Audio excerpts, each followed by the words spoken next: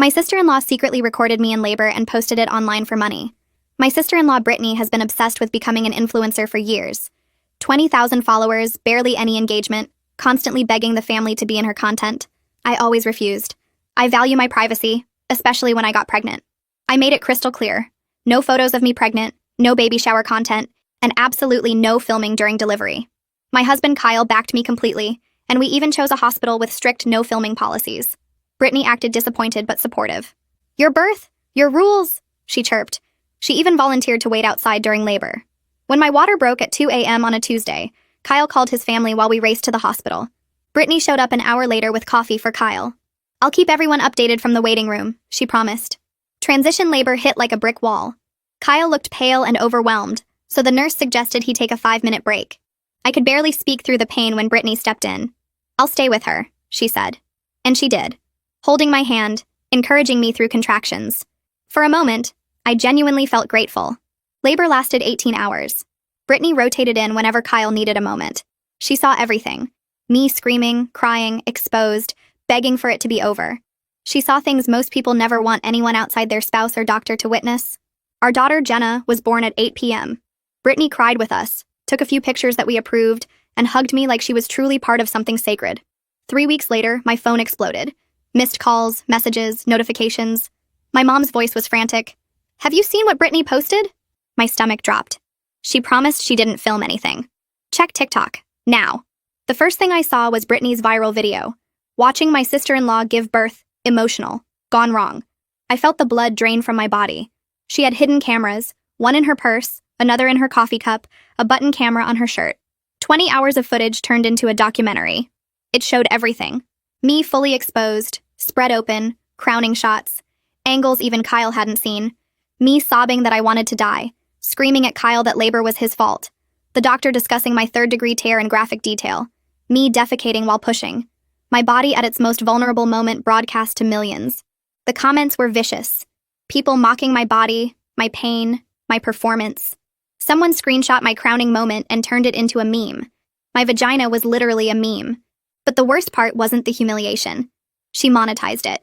She sold unedited footage to a birth fetish website for $49.99 and made over $75,000 in 3 weeks. I called Kyle sobbing. He was already racing home. "Don't do anything. I'm handling it." But I couldn't stop watching as Brittany uploaded more videos. Day in the life with my postpartum SIL. She doesn't know I'm filming. Clips of me crying from breastfeeding pain. My bloody postpartum pads in the trash. Shots of me looking exhausted and swollen. When Kyle got home, he slammed the door. "I called a lawyer. We're suing her. Everything is coming down." "It's too late," I whispered. "It's everywhere, even on porn sites." Then Kyle's mom called. "Did you give Brittany permission for the documentary?" "What documentary?" "TLC bought the rights for a new show. She says you signed a release." My heart stopped. I never signed anything. She sent a screenshot. A release with my signature dated the day I gave birth. It hit me. During transition, Brittany had shoved a clipboard into my hand. "Hospital needs this signed," she said. I was delirious with pain. I signed blindly. Kyle called Brittany and put her on speaker. "It's just content," she said cheerfully. "You're being dramatic. Everyone gives birth." "You filmed her vagina," Kyle yelled. "You sold the footage." "It's educational content, raising awareness," and she signed the release. She was in labor.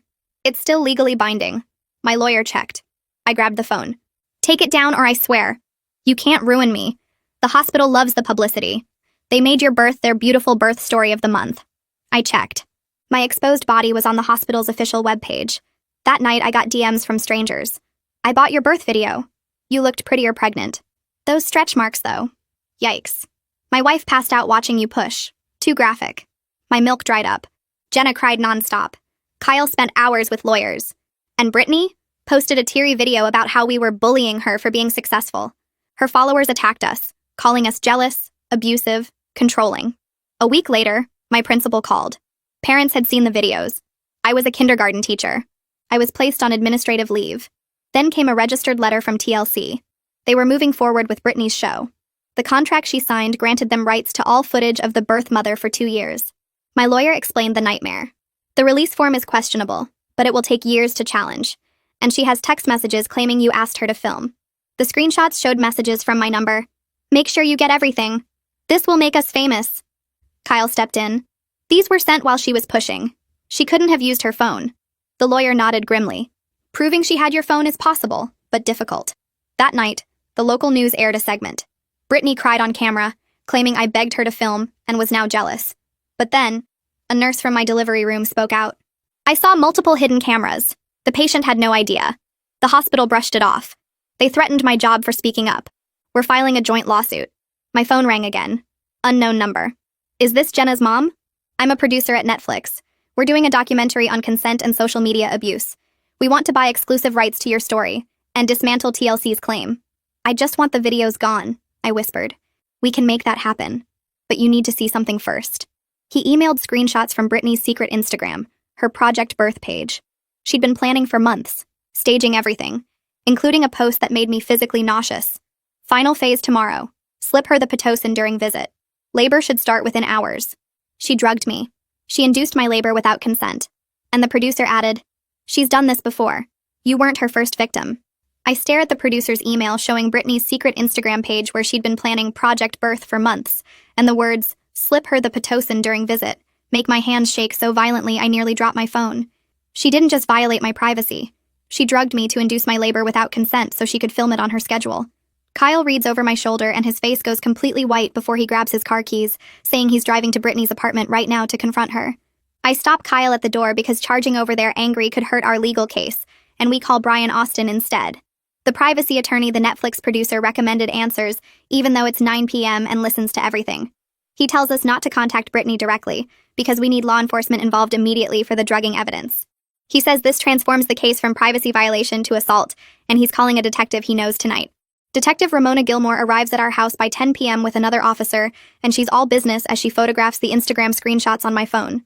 She explains that giving someone medication without consent is a serious crime, and combined with the hidden cameras and exploitation, Brittany is facing multiple felony charges. Ramona asks detailed questions about the timeline. When did Brittany visit before my water broke? What did she bring me?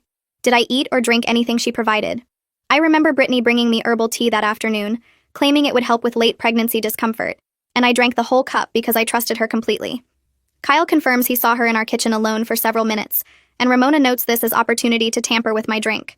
She bags the teacup that's still in our sink as potential evidence, though she warns that proving what was in it weeks later will be challenging. Ramona contacts the hospital immediately to secure my complete medical records, specifically looking for when contractions started and how quickly labor progressed.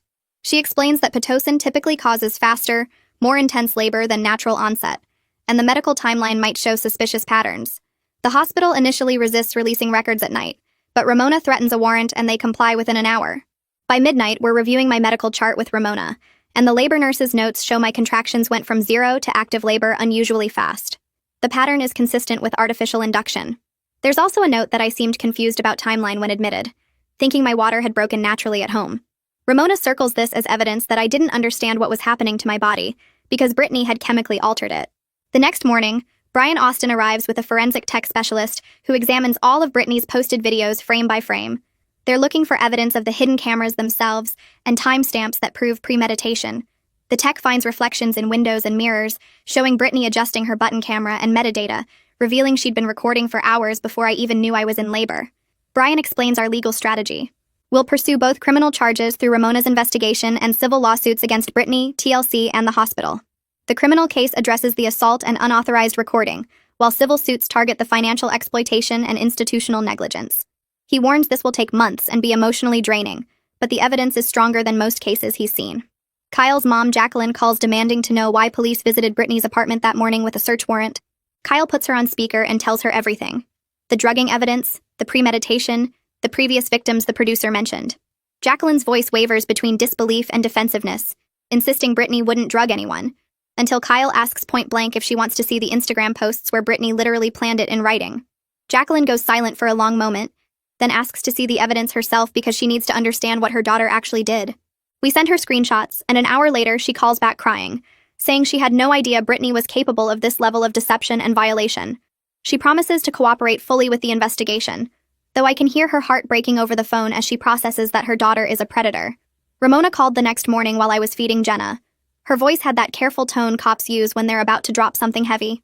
They'd executed the search warrant at Brittany's apartment at dawn and seized everything, 3 computers, 2 phones, a tablet, and 6 different camera devices.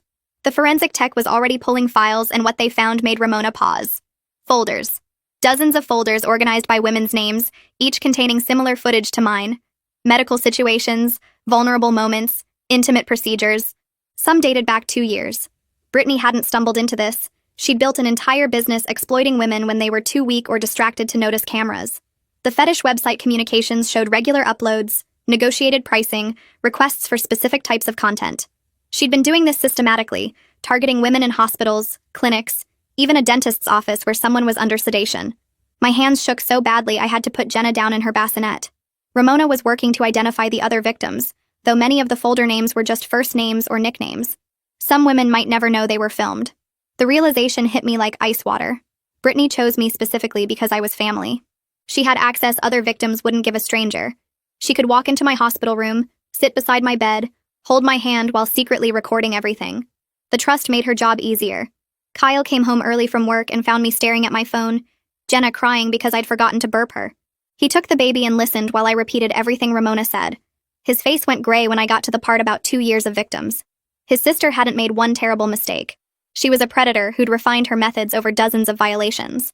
Brian called an hour later with news that moved faster than I expected from the legal system. He'd filed an emergency motion that morning to freeze Brittany's bank accounts, and the judge granted it by noon.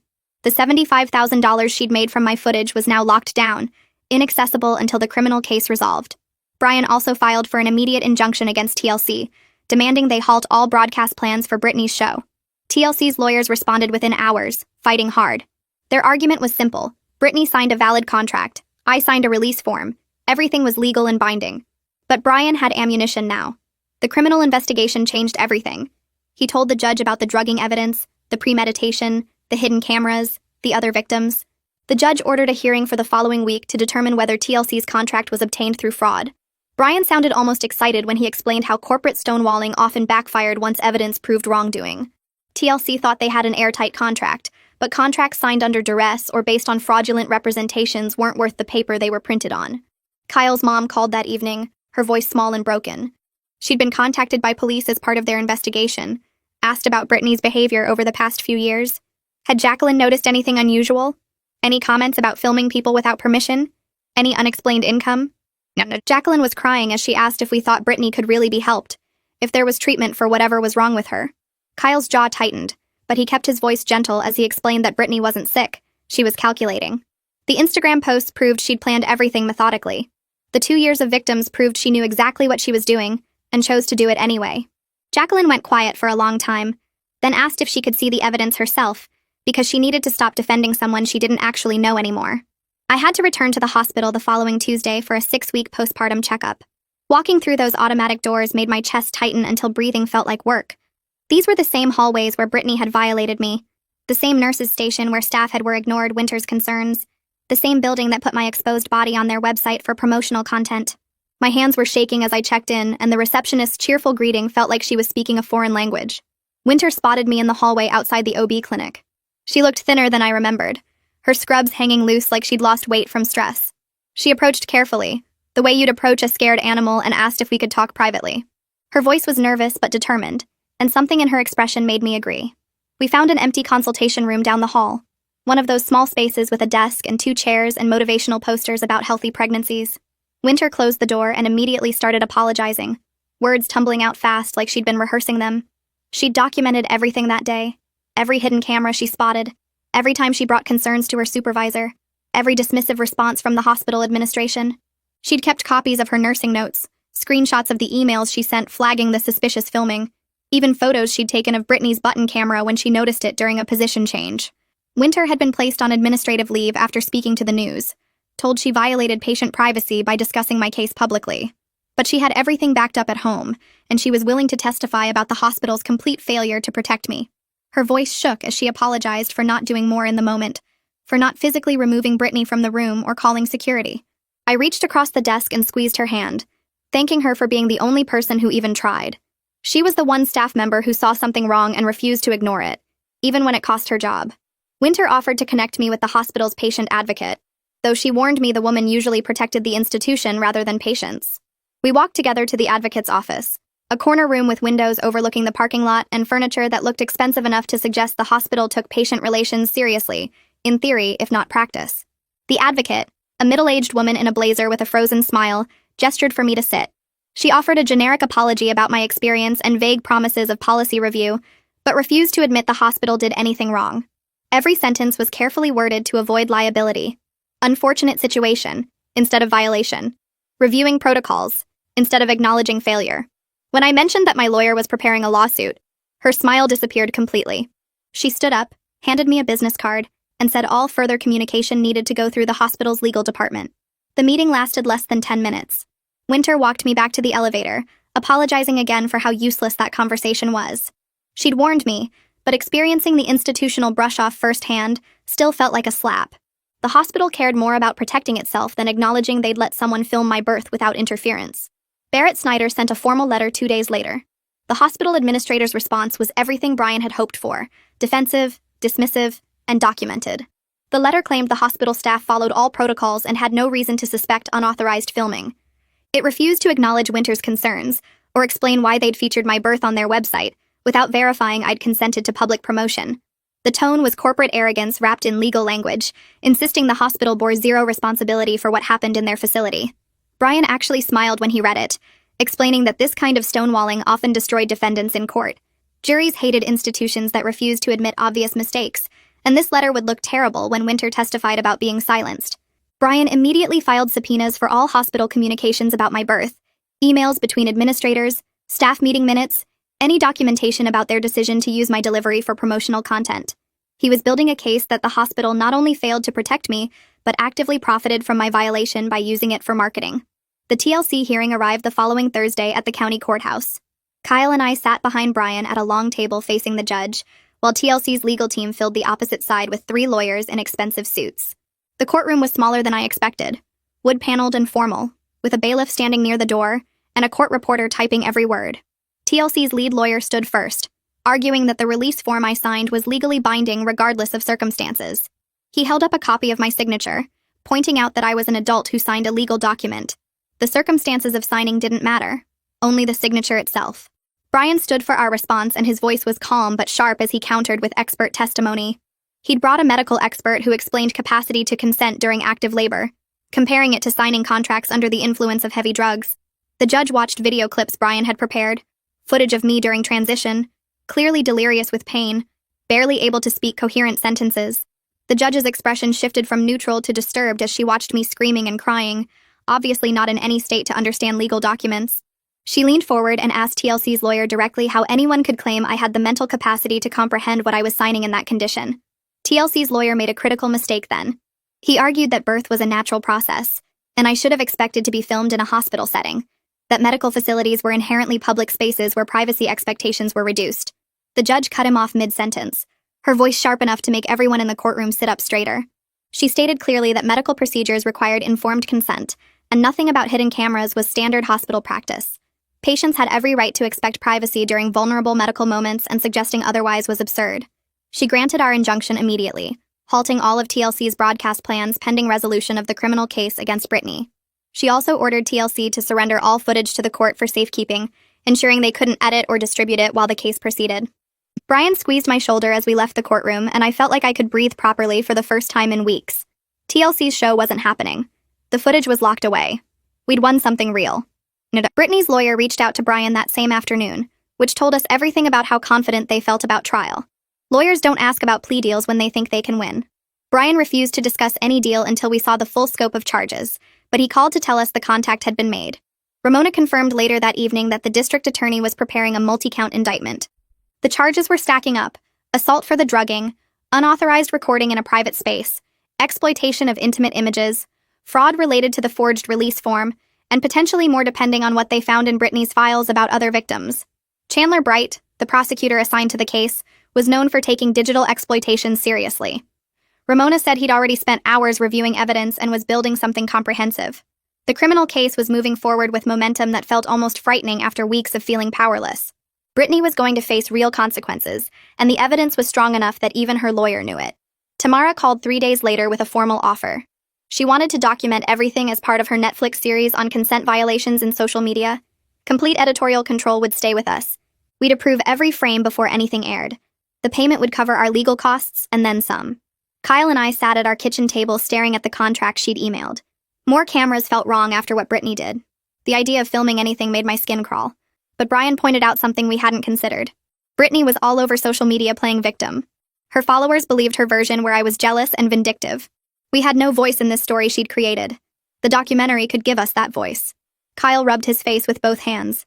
Jenna was asleep in her bassinet next to us. He asked if I could handle being on camera again. I thought about the viral videos, the memes, the comments mocking my body. Strangers had already seen me at my most vulnerable. Maybe controlling the narrative this time would feel different. Maybe taking back the story Brittany stole would help me heal. We called Brian and talked through every detail. He reviewed the contract line by line. No footage of Jenna. No recreations of the birth. We approve everything before broadcast. Tamara had included every protection we'd asked for. Brian said it was the most favorable documentary agreement he'd ever seen. We signed it that night. Tamara arrived the following week with a small crew. Just her, a camera operator, and a sound technician. She set up in our living room with soft lighting that didn't feel clinical or harsh. She started by asking us to tell her what happened in our own words. Kyle held my hand as I described trusting Brittany during labor. The hidden cameras, the viral videos, finding out she'd drugged me. Tamara didn't interrupt or redirect. She just listened and let me talk. When I got to the part about my crowning moment becoming a meme, my voice cracked. Tamara stopped filming immediately and asked if I needed a break. We sat there for 10 minutes while I collected myself. Then I asked her to start recording again. I wanted to finish. Talking on camera felt different from I'd expected. Not exploitative or invasive. More like reclaiming something that had been taken. Like I was taking back the story Brittany had stolen and telling it the way it actually happened. Tamara filmed for 3 hours that first day. She asked about the emotional impact, the professional consequences, the ongoing legal battles. She treated us like people, not content. When she left, Kyle said he actually felt better having talked through it all. I realized I did too. Ramona called 2 days later with news about Brittany's seized files. She'd found folders labeled with 3 other women's names.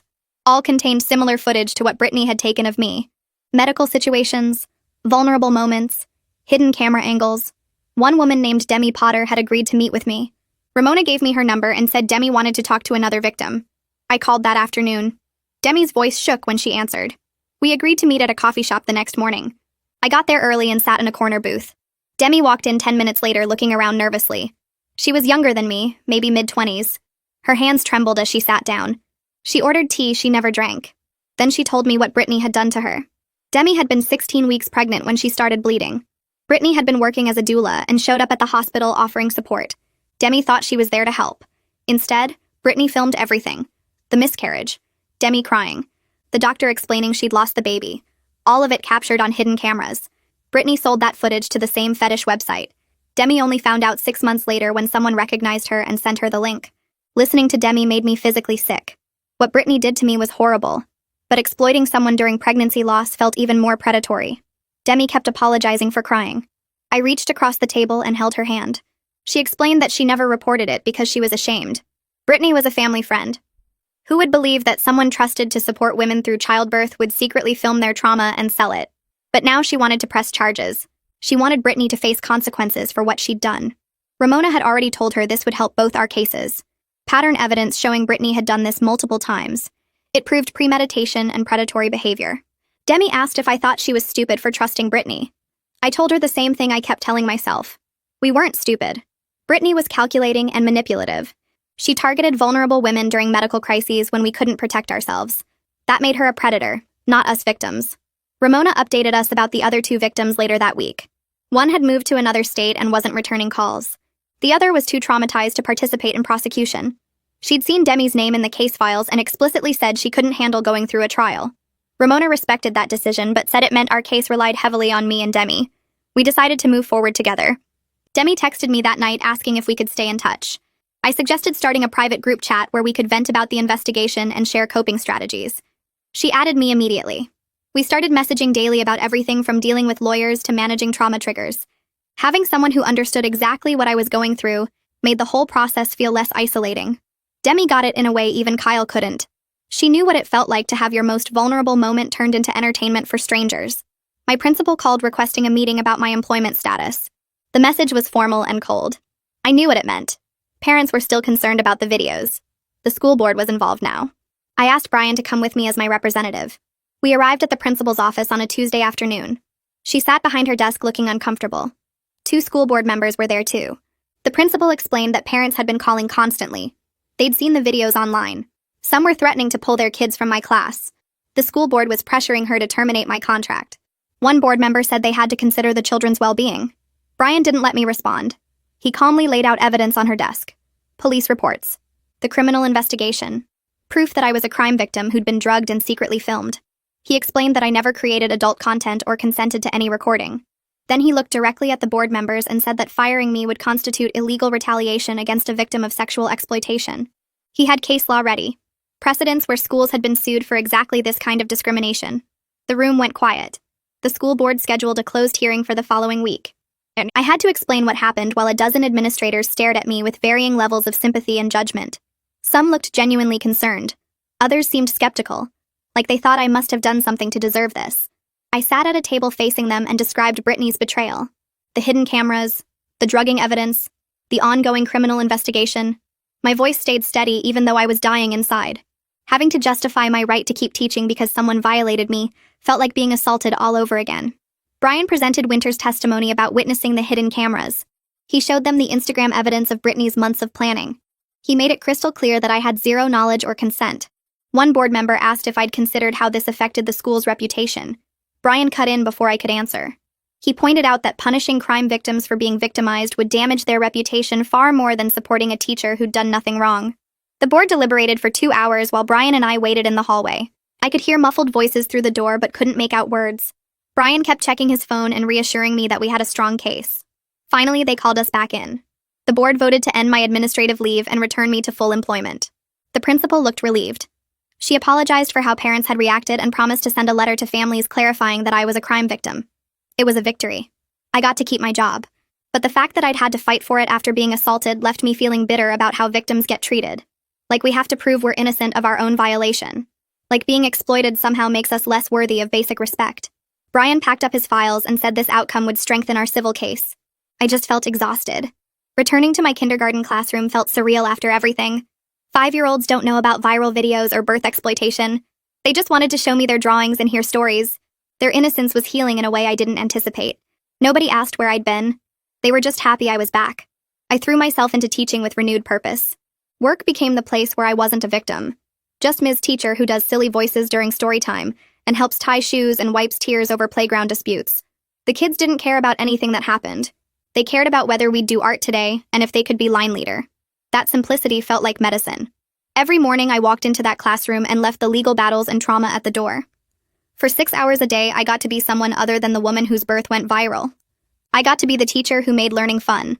Chandler Bright called wanting to meet about the criminal charges. Kyle and I drove to his office downtown on a Friday afternoon. Chandler was younger than I expected, maybe 40, with sharp eyes that missed nothing. He laid out the indictment he was filing against Brittany. 4 felony counts, 3 misdemeanors, assault for the drugging, unauthorized recording in a private space, exploitation of intimate images, fraud related to the forged release form, potential prison time of 8 to 15 years if convicted on all counts. Chandler was confident about the evidence. The Instagram posts showing premeditation, the forensic analysis proving the drugging, Winter's testimony about the hidden cameras, Demi's case establishing pattern behavior. But he warned us that Brittany's lawyer would try to paint her as a naive influencer who made a mistake, not a calculating predator who'd been running an exploitation business for years. The jury would need to see through that defense. Chandler asked if we were prepared for trial, for having our trauma examined in public, for facing Brittany in court. Kyle squeezed my hand. I told Chandler we were ready. We wanted Brittany to face real consequences for what she'd done, not just to us, but to Demi and the other victims who couldn't come forward. Chandler nodded and said he'd make sure justice was served. I checked my phone the next morning and found Brittany's TikTok account completely empty. Every single video was gone. Her Instagram showed the same thing, just a blank profile with 20,000 followers and 0 posts. Her lawyer must have told her to shut everything down, which meant she knew how bad this was. But her followers didn't stop. Within hours, they started flooding social media with Free Brittany hashtags, claiming she was attacked for being successful. The comments made me sick. People calling me jealous, saying I was trying to ruin a woman's career out of spite, accusing me of lying about the whole thing. Someone even started a petition demanding charges be dropped. I threw my phone across the couch and watched it bounce off the cushions. Demi texted me 5 minutes later asking if I'd seen the hashtag. I told her I couldn't look at it anymore. She replied immediately, reminding me that none of it mattered. The evidence was what counted, not what random strangers thought on the internet. The jury would see the truth. I knew she was right, but reading those comments still made my chest tight. Kyle's mom called that afternoon.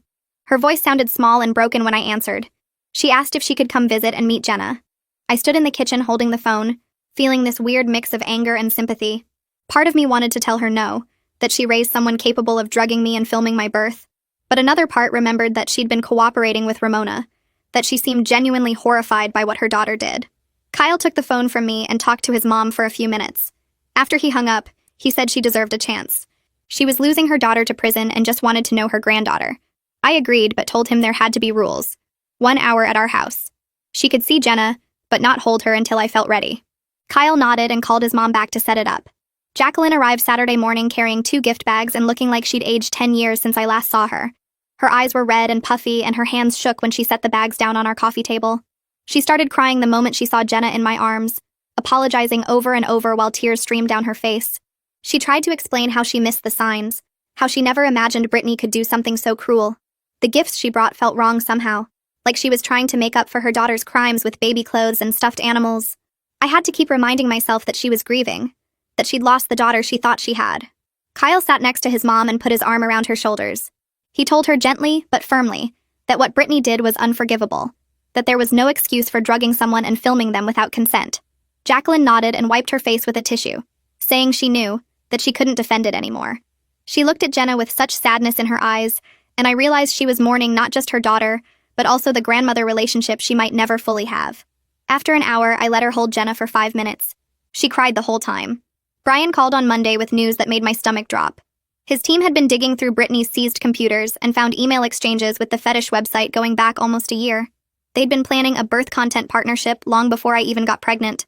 Brittany had pitched herself as someone with special access to pregnant family members, essentially offering to deliver victims for their site.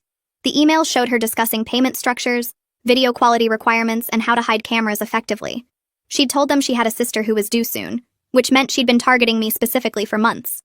The website operators were now under federal investigation for conspiracy and exploitation. Brian said this added a whole new layer to our case because it proved Brittany wasn't just an influencer who made a bad choice. She was running a criminal operation. I hung up and sat on the floor of Jenna's nursery, trying to process that my sister had planned this for almost a year.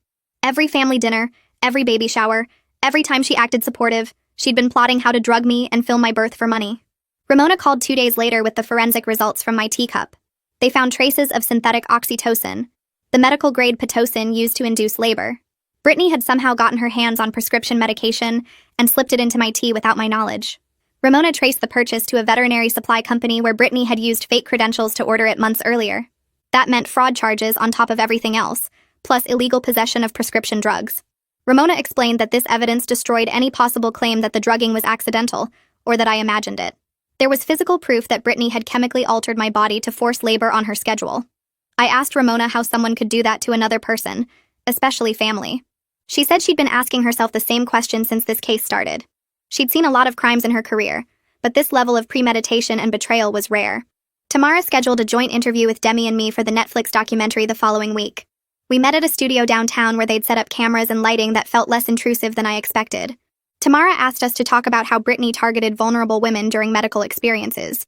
Demi went first, describing how Brittany had posed as a supportive doula during her miscarriage, and then sold footage of her grief to strangers. Her voice stayed steady, but I could see her hands trembling in her lap. When it was my turn, I talked about the unique violation of having someone you trust exploit your body during the most vulnerable moment imaginable. How it wasn't just about privacy, but about having your physical autonomy stolen during a medical event. Tamara listened carefully and asked follow-up questions that focused on our strength and advocacy, rather than just dwelling on the trauma. By the end, I started seeing how this documentary could actually help other victims recognize when they'd been exploited and know they weren't alone. My therapist helped me work through something I'd been struggling with since Jenna was born. She called it complicated grief, the loss of the birth experience I'd planned, and how Jenna's arrival was now forever connected to Brittany's crimes. I kept telling myself I should just be grateful Jenna was healthy, that the violation didn't matter compared to having my daughter. But my therapist explained that both things could be true. I could love Jenna completely while also mourning that her birth was stolen from me. She helped me practice separating Jenna from the trauma, seeing her as the beautiful outcome even though the day she arrived was ruined. It was slow work that made me cry in every session. Some days I looked at Jenna and only felt joy. Other days I remembered hidden cameras recording me at my most exposed and felt sick. My therapist said healing wasn't linear, that I'd have good days and bad days for a long time. Winter called me in tears one evening. The hospital had cut her shifts in half and moved her to the worst rotation despite her seniority. Other nurses were treating her coldly, and her supervisor had written her up twice for minor things that normally wouldn't matter. She knew it was retaliation for speaking up about the hidden cameras. Brian added her situation to our civil lawsuit against the hospital, arguing they were punishing a whistleblower for exposing their negligence. Winter said she was scared about her career, that she'd worked so hard to become a labor and delivery nurse and now it might all be destroyed. But she also said she'd do it again, that she couldn't have stayed silent after seeing what happened to me. I told her she was braver than anyone I'd ever met, risking everything to support victims she barely knew. She said she just did what any decent person should do, which made me realize how rare that actually was. Brittany's arraignment was scheduled for a cold morning in March. I went with Kyle, Demi, and Ramona, all of us sitting in the back of the courtroom while we waited for the case to be called. When they brought Brittany in, she looked smaller than she did in her social media videos. She wore a conservative navy dress that her lawyer obviously picked out, and she kept her eyes on the floor as she walked to the defendant's table. The judge read the charges out loud. 4 felonies including assault and unauthorized recording, 3 misdemeanors. Potential 15 years in prison if convicted on everything. Brittany's voice was so quiet when she said not guilty that the judge had to ask her to repeat it. I sat there watching her and felt nothing but emptiness. No anger, no satisfaction, just this hollow feeling that this person I'd trusted had destroyed so much. The judge set bail at $100,000. Brittany's parents posted it within an hour using their house as collateral. I watched Jacqueline sign the paperwork with shaking hands, looking devastated as she put her home on the line for someone who'd committed such terrible crimes. For a second, I almost felt sorry for her. Then I remembered she was bailing out someone who drugged me, filmed me without consent, and sold the footage for profit. The judge released Brittany with strict conditions.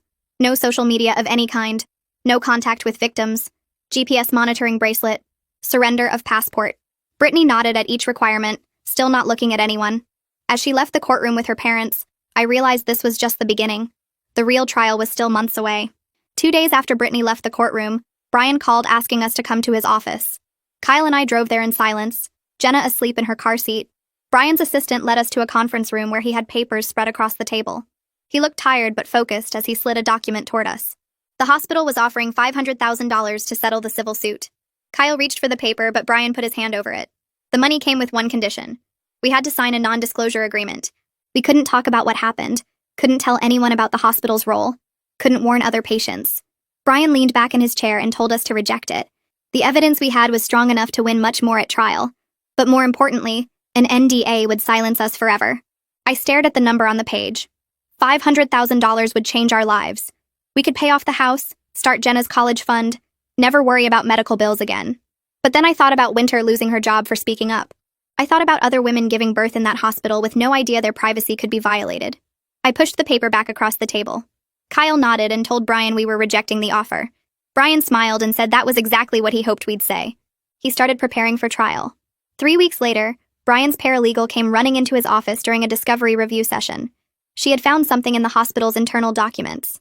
Winter wasn't the first nurse to report concerns about filming in delivery rooms. There had been 3 previous complaints over the past 18 months. Different nurses, different patients, all ignored by administration. Brian spread the documents across the table, his hands shaking with excitement. One nurse reported seeing a visitor with multiple phones positioned around the room. Another noticed a woman adjusting what looked like a camera in her purse. A third documented suspicious behavior from a family member who kept leaving and returning to the delivery room. Every single complaint went to the same administrator, Barrett Snyder. Every single one was dismissed as paranoia or misunderstanding. The hospital had a pattern of ignoring warnings about privacy violations. Brian immediately filed an amended complaint adding systemic negligence charges. Within 48 hours, the hospital's lawyers called requesting another settlement meeting. This time they wanted to negotiate without an NDA. The evidence of ignored complaints changed everything. They knew a jury would crucify them for protecting their reputation over patient safety. Brian told them we'd consider their offer after they fired Barrett and implemented new privacy protocols. They agreed within a week. I was feeding Jenna in the kitchen when Kyle's phone started buzzing with notifications. He picked it up and his face went pale. Brittany had violated her bail conditions. She created a secret TikTok account under a different name and posted videos playing the victim. The posts were cryptic but clear to anyone following the case. She talked about being misunderstood, about family betrayal, about how the justice system punishes success. Kyle showed me the videos and I felt sick watching her perform innocence. Ramona called 20 minutes later. She had found the account within 48 hours of its creation. Social media monitoring was part of Brittany's bail conditions, and Ramona's team had been watching for exactly this kind of violation. She was filing a motion to revoke bail immediately. The hearing was scheduled for the next morning. We sat in the courtroom as Brittany was brought in wearing an orange jumpsuit. Her lawyer tried to argue she didn't understand the social media ban applied to secret accounts. The judge cut him off mid-sentence. Brittany built her entire career on social media. She understood platforms better than most people understood their own jobs. Claiming ignorance about what constituted social media use was insulting to the court's intelligence. The judge revoked her bail and ordered her held without bond until trial. Brittany started crying, reaching for her parents as the bailiff led her away. Jacqueline sobbed in the gallery, but I felt nothing watching Brittany lose her freedom. She took mine first. With Brittany in jail, her lawyer's tone changed completely during the next call with Chandler. They wanted to discuss a plea deal. Chandler met with us at his office to present the offer.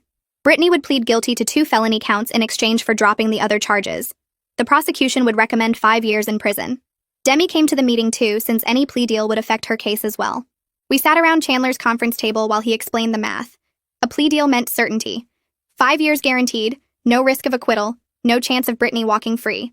But trial meant we could push for the full 15 years if we won on all counts. It also meant we could lose. Juries were unpredictable. Brittany's lawyer would make her sympathetic, would paint her as a young woman caught up in influencer culture who made a terrible mistake. Demi asked what he thought we should do. Chandler was quiet for a moment, then said the evidence was exceptionally strong. The drugging, the premeditation, the Instagram planning posts. He believed we could win at trial. But he also said 5 years was more than most defendants got for similar crimes. The decision was ours. I looked at Demi and she looked at me. We both knew what the other was thinking. 5 years wasn't enough for someone who built a business exploiting vulnerable women. We scheduled another meeting with Chandler the following week to give our final answer. He walked us through every risk of going to trial. Juries could sympathize with Brittany despite the evidence. Her lawyer would argue she was addicted to social media, that she needed treatment, not prison. They would show her crying, remorseful, claiming she never meant to hurt anyone. Chandler would counter with the planning documents, the drugging evidence, the multiple victims. He would prove this wasn't impulse but calculated exploitation.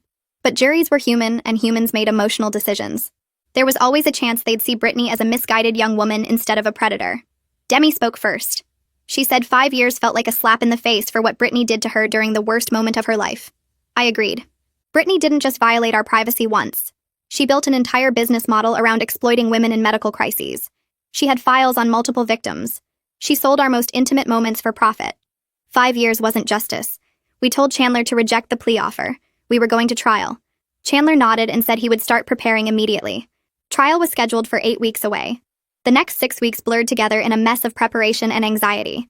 Brian and Chandler coordinated between the criminal and civil cases, making sure evidence from one could support the other. I had to review all the footage Brittany took without actually watching it. Chandler's paralegal would describe what was shown in each file, and I would confirm whether that matched what happened during my labor. Just hearing the descriptions made me want to throw up. Footage of me fully exposed during examinations. Close-ups of crowning. Audio of me screaming that I wanted to die. Video of medical staff discussing my third-degree tear. Every file was another violation I had to acknowledge and confirm for the court record. Kyle sat with me during every review session, holding my hand while I verified the scope of what Brittany had stolen. Some nights I couldn't sleep after the sessions. I would lie awake thinking about strangers watching those moments, about my body being sold on fetish websites, about Jenna someday learning what happened the day she was born. But I forced myself through every session because my testimony was crucial to proving how extensive the violation was. Tamara and her Netflix documentary team filmed our trial preparation. They set up cameras in Brian's office and recorded strategy sessions, witness prep, and the emotional toll of reliving everything. Tamara interviewed expert witnesses who would testify at trial. A psychiatrist explained how consent capacity disappears during active labor due to pain and altered mental states. A technology expert demonstrated how sophisticated Brittany's hidden camera setup was, proving premeditation. A victim advocate discussed the psychological impact of having intimate images exploited without consent. The documentary was becoming something bigger than just our story.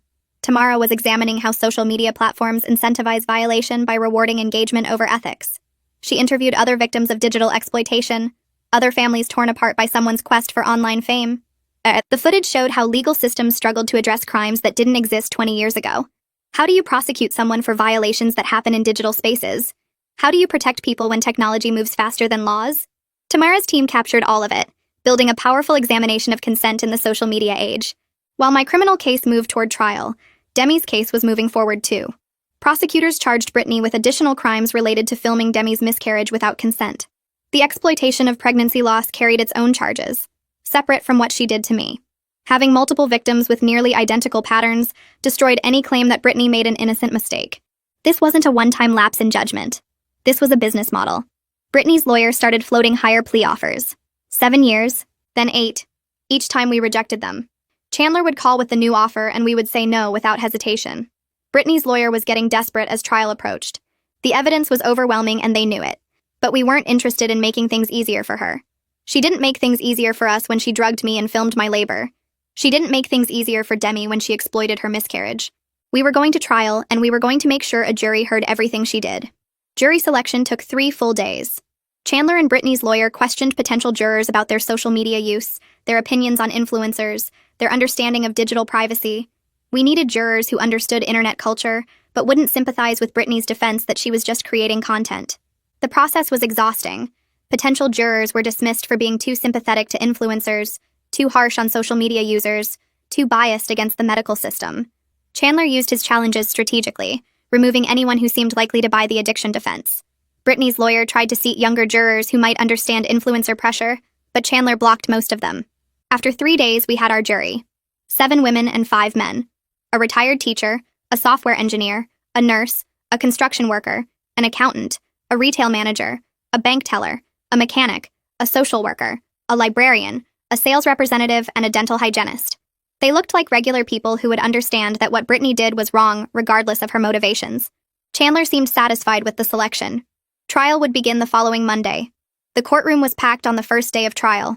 Kyle and I sat behind the prosecution table with Demi beside us. Jacqueline sat on the other side of the room near Brittany's lawyer. Ramona sat in the back with Winter, both there to support us and testify when called. The judge entered and everyone stood. Brittany was brought in wearing a conservative dress her lawyer clearly chose to make her look innocent and young. She didn't look at us as she sat down. Chandler stood and walked to the jury box to deliver his opening statement. He described how Brittany turned my birth into a business transaction without my knowledge or consent. He walked them through the timeline step by step. The months of planning documented on her secret Instagram. The purchase of hidden cameras. The drugging with Pitocin to control when my labor started. The positioning of cameras throughout the delivery room. The exploitation of my most vulnerable moments. The sale of footage to fetish websites. The lies about having my permission. Chandler pulled up the Instagram posts on a screen visible to the jury. They showed Brittany literally planning what she called Project Birth, like it was a military operation. The jury looked horrified as they read her posts about slipping me drugs and capturing everything on camera. Chandler's voice was steady and powerful as he promised to prove every element of Brittany's calculated exploitation. When he finished, several jurors were staring at Brittany with obvious disgust. The trial had begun and we were ready to fight. The next morning, I sat in the witness room with Brian, my hands shaking so badly I had to grip my knees to keep them still. Chandler came in to prep me one last time, reminding me to speak clearly and directly to the jury. He walked me through the questions he'd ask, the timeline I needed to explain, the moments that mattered most. Kyle squeezed my hand before they called me in. The courtroom felt massive as I walked to the witness stand, every eye on me as I raised my right hand and swore to tell the truth. Chandler started gently, asking me to describe my relationship with Brittany before Jenna's birth. I explained how I'd trusted her completely, how she'd been in the delivery room holding my hand during the worst pain of my life.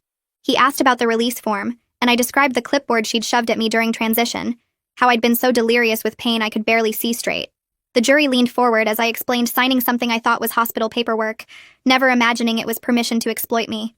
Chandler asked when I first discovered the videos, and my voice cracked as I described that morning 3 weeks after Jenna's birth, seeing my most vulnerable moment broadcast to millions. He guided me through each violation, the hidden cameras, the fetish website, the memes made from my crowning moment. I held myself together until he asked how it felt to learn Brittany had drugged me. Something broke inside me then, and tears streamed down my face as I explained that she didn't just violate my privacy. She chemically controlled my body to create content. She took away my choice about when and how my daughter was born. She induced my labor without my knowledge or consent, so she could film it on her schedule. My voice shook as I said that every time I look at Jenna's birth photos, I remember that hidden cameras were recording my exposed body for strangers to buy and watch. The jury sat completely still, several women with tears in their eyes. Brittany's lawyer stood for cross-examination, his tone immediately aggressive as he suggested I was exaggerating the trauma for sympathy. Brian had prepared me for this, so I kept my voice steady as I corrected each false statement with facts. He implied I'd known about the filming, and I calmly pointed out that hidden cameras are called hidden for a reason. He tried to suggest I'd invited Brittany into the delivery room, and I explained that Kyle had stepped out for 5 minutes, and she'd volunteered to stay with me during a contraction. The lawyer's voice dripped with accusation as he asked if I'd benefited from the publicity, if my social media following had increased, if I'd received any money or opportunities. I looked directly at the jury and said that being turned into a meme while crowning is not a benefit. Having strangers buy footage of my vagina is not an opportunity. Fighting to keep my teaching job because parents saw me at my most raw is not publicity I wanted.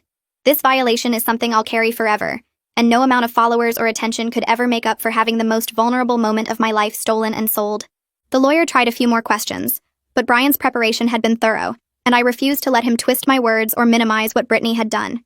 When I finally stepped down, my legs felt like rubber, but I'd told my truth clearly and completely. Winter took the stand next, her nurse's uniform replaced by a simple dress, her hands clasped tightly in her lap. She described working in labor and delivery for 8 years, her voice professional and clear as she walked through the events of Jenna's birth. Chandler asked when she first noticed something wrong, and Winter explained seeing Brittany adjust something on her shirt that looked like a camera lens. She'd spotted the coffee cup positioned at a suspicious angle, the purse with a hole cut in the side pointing directly at me. Winter's voice grew stronger as she described reporting her concerns to her supervisor, who'd dismissed them immediately.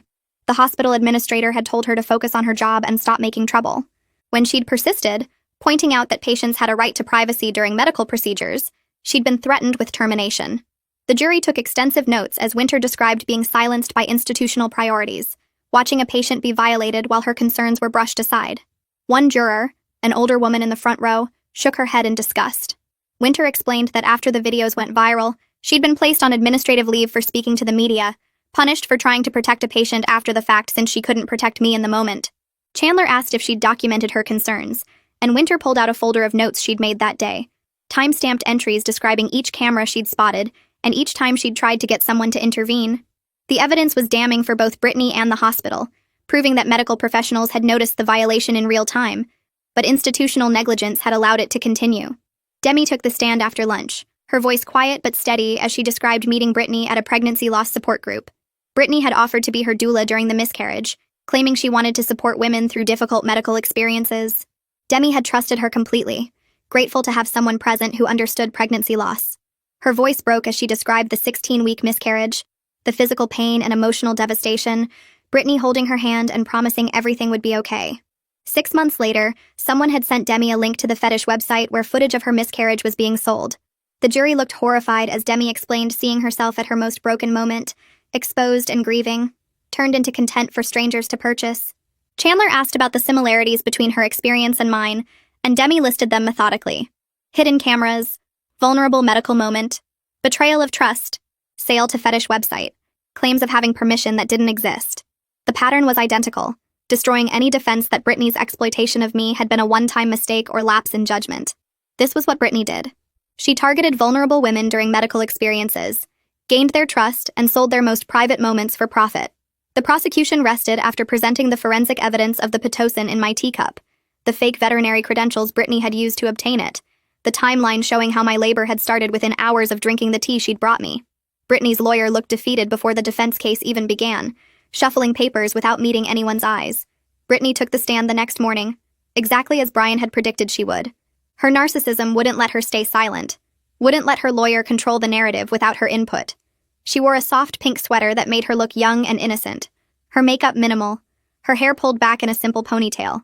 Tears streamed down her face as she apologized, her voice shaking as she claimed she'd gotten caught up in influencer culture. She said she'd never meant to hurt anyone, that she'd thought she was creating educational content about birth, that she'd convinced herself I'd be grateful for the documentation.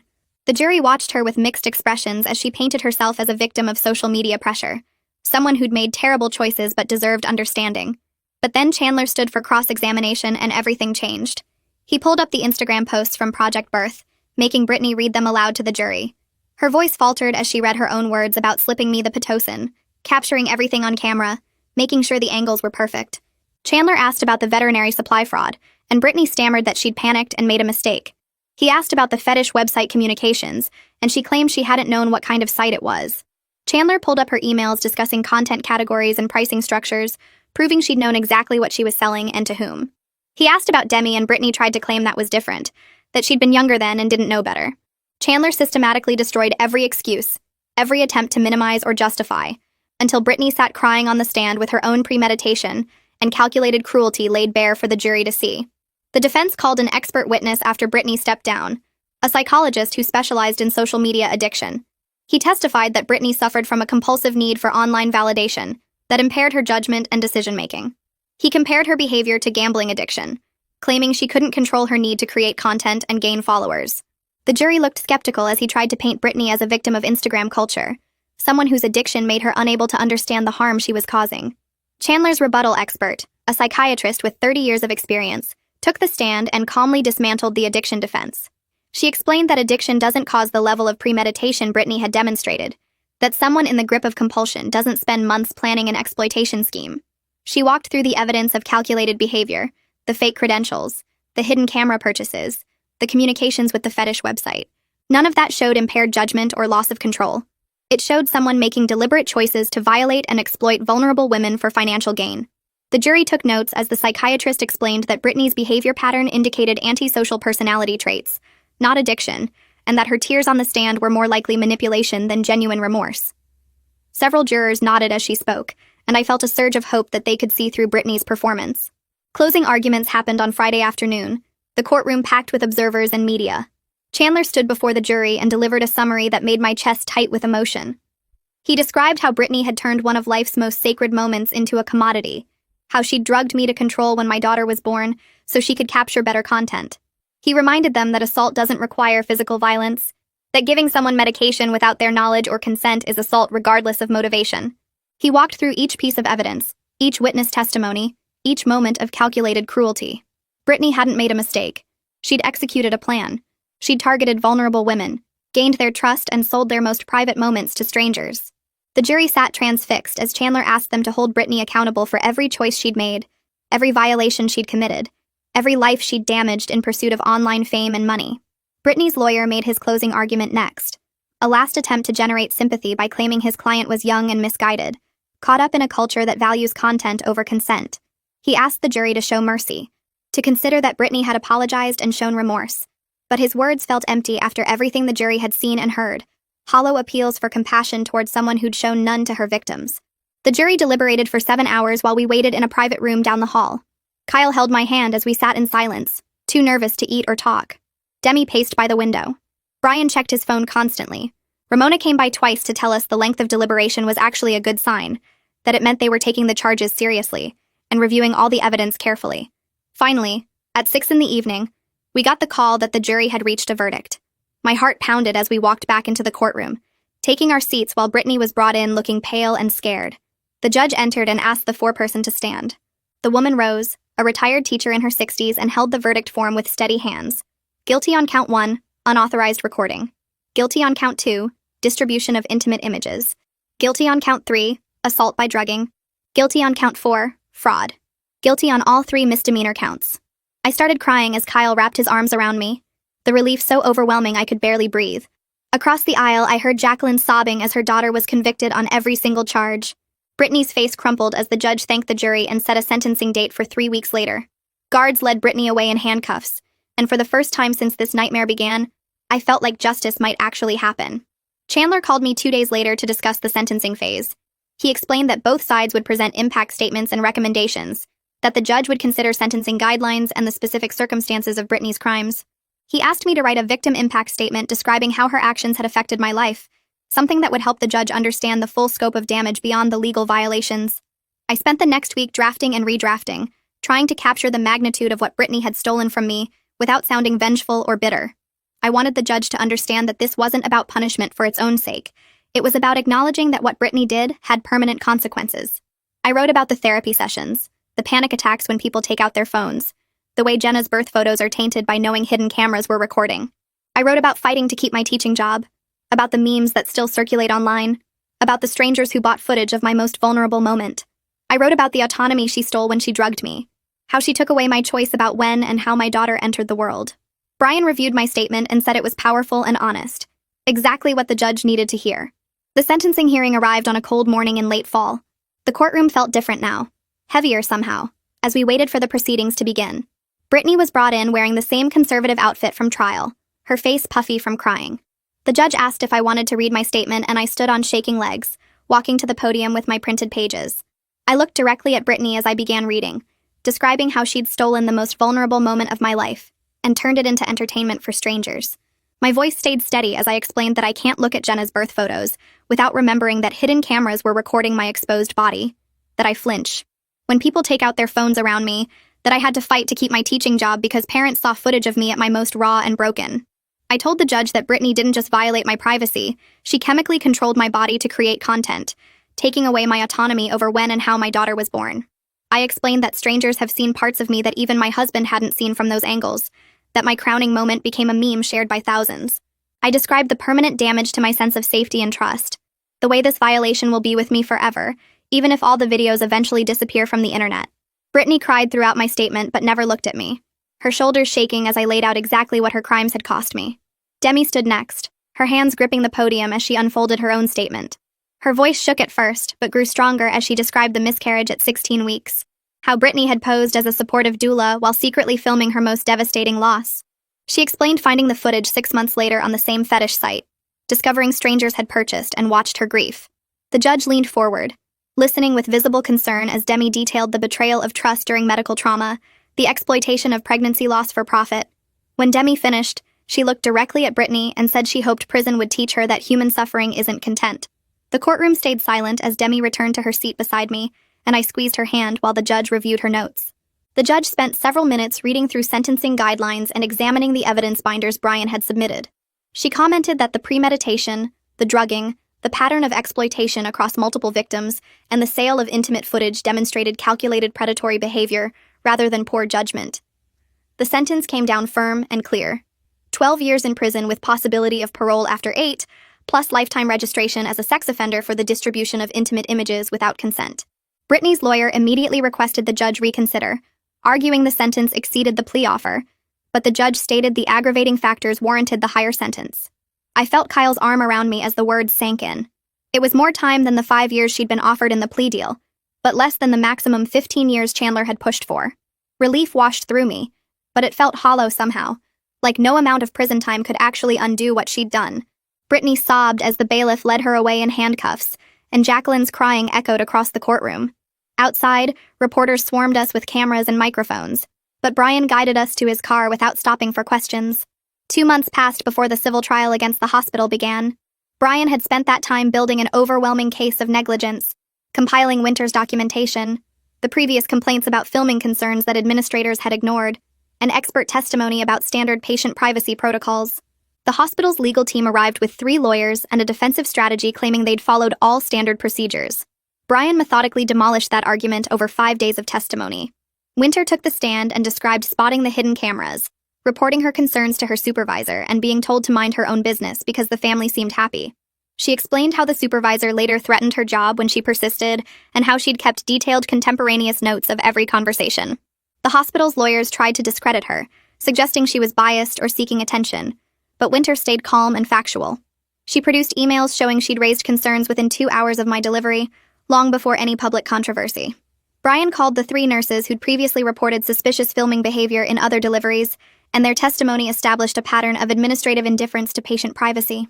The hospital administrator who'd dismissed Winter's concerns looked increasingly uncomfortable as Brian questioned him about why patient safety took a back seat to avoiding conflict with families. The jury watched footage of my birth appearing on the hospital's promotional webpage, heard testimony about how quickly they'd capitalized on the publicity without verifying I'd actually consented. Brian's closing argument focused on institutional responsibility, how hospitals have a duty to protect vulnerable patients even when it's inconvenient. The jury deliberated for 11 hours. When they returned, the 4 women announced verdicts on all counts: negligence in maintaining patient privacy, retaliation against a whistleblower employee, failure to enforce their own no-filming policies. The damage award came in at $2. $3 million, split between compensatory and punitive damages. Kyle and I would receive $1.5 million in compensatory damages for the violation and its consequences, plus $800,000 in punitive damages meant to punish the hospital's deliberate indifference. Winter received $400,000 for wrongful retaliation and the career damage she'd suffered. The hospital's lawyers immediately filed notice of appeal, but Brian wasn't worried. He said the evidence was too strong and the jury's verdict was well supported. TLC made their move 3 weeks after the hospital verdict. Their lawyers contacted Brian with a settlement offer that included dropping all broadcast plans, paying an undisclosed sum for advocacy work, and guaranteeing permanent removal of all footage from their servers. Brian negotiated hard, getting them to add legal guarantees that the footage wouldn't be sold or licensed to anyone else, ever. The settlement amount was enough to fund years of advocacy work helping other victims, and I signed the agreement with relief that at least one piece of this nightmare was ending. Around the same time, federal prosecutors indicted the fetish website operators on charges of conspiracy to exploit intimate images and distribution of non-consensual content. Their business model had involved actively recruiting people like Brittany to secretly film vulnerable women during medical procedures. As part of plea agreements to avoid trial, the operators agreed to permanently delete all exploitative content from their servers, pay restitution to identified victims, and cooperate with ongoing investigations into similar websites. Brian helped me file a claim in the restitution process, though he warned the actual payments would likely be minimal since the operators had hidden most of their profits in offshore accounts. 6 months after Brittany's sentencing, the Netflix documentary premiered. Tamara had spent those months editing hundreds of hours of footage into a 90-minute film that focused on systemic issues rather than just sensationalizing individual trauma. She'd interviewed legal experts who explained gaps in laws protecting medical privacy, medical ethicists who discussed informed consent in vulnerable situations, and multiple victims of social media exploitation who shared their stories. Demi and I appeared throughout, but Tamara had respected our boundaries about what footage to include and how to frame our experiences. The documentary opened with statistics about non-consensual intimate image sharing, then used our cases to examine how social media incentivizes violation and how institutions often prioritize reputation over victim protection. Reviews praised the film's approach, calling it a necessary examination of consent in the digital age. Viewers flooded social media with supportive messages, thanking us for speaking out and demanding stronger laws. Several state legislators contacted us about drafting medical privacy legislation, and advocacy groups reached out about partnering on awareness campaigns. The response felt validating in a way I hadn't expected, like our trauma was actually creating meaningful change instead of just being consumed as entertainment. I used part of the settlement money to establish the Medical Privacy Legal Fund, a nonprofit providing free legal representation to victims of intimate image exploitation in healthcare settings. Demi joined as co-director, and we worked with Brian to create a network of attorneys willing to take cases pro bono or at reduced rates. We developed resources explaining victims' rights, step-by-step guides for reporting violations, and template legal documents people could use to protect themselves. The work was healing in a way therapy alone couldn't achieve. Every victim we helped felt like we were taking back power from people like Brittany, turning our violation into tangible support for others. We hired a small staff, rented office space, and within 6 months had helped 43 victims file complaints, lawsuits, or criminal charges against people who'd exploited them. Some cases involved secret filming during childbirth like mine. Others involved non-consensual sharing of medical procedures or examinations. Each story reminded me how common this violation was, how many people suffered in silence because they didn't know they had options. My relationship with Jacqueline rebuilt slowly over the following year, though it would never be what it was before. She'd been devastated by Brittany's conviction, struggling with guilt over missing warning signs, and grief over losing her daughter to prison. Kyle suggested family therapy, and after several sessions of just Kyle and his mom, I agreed to join. The therapist helped Jacqueline process her complicated feelings without making me responsible for managing them. Jacqueline acknowledged she'd been defensive initially, unable to accept that her daughter was capable of such calculated cruelty. She apologized for not believing me immediately, for making excuses, for posting Brittany's bail. I accepted her apology but explained that trust would take time to rebuild. She respected that boundary and focused on being present for Jenna without pushing for more access than I was comfortable giving. Gradually, I watched her become a devoted grandmother who showed up for Jenna's milestones, who babysat when we needed help, who bought thoughtful gifts instead of trying to buy forgiveness. She attended Jenna's second birthday party and cried watching her blow out candles, and I realized I was learning to separate Jacqueline from Brittany's actions. She hadn't committed the crimes, and punishing her indefinitely wouldn't change what happened.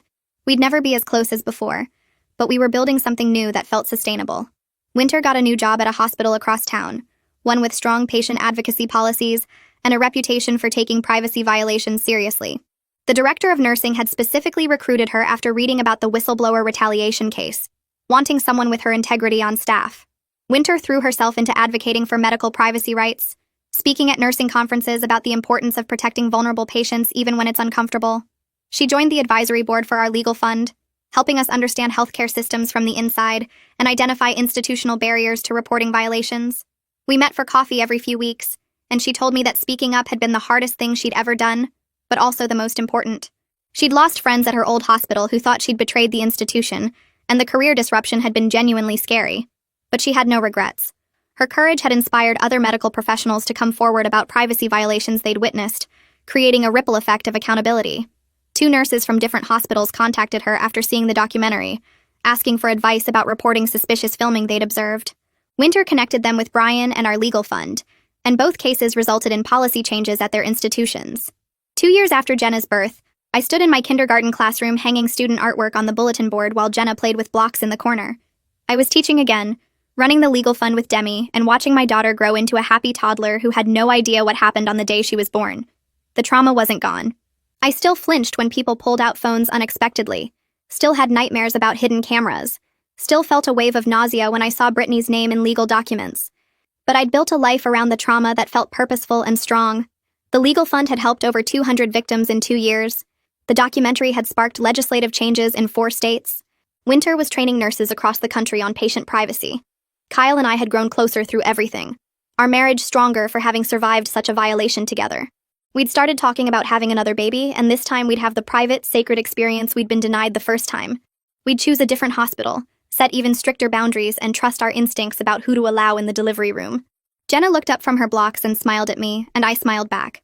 I'd learned that healing isn't about erasing what happened or pretending the violation didn't permanently change me. It's about refusing to let one person's cruelty define my entire story, about building something meaningful from the wreckage, about choosing to move forward even. When part of me will always be stuck in that delivery room wondering how someone I trusted could betray me so completely.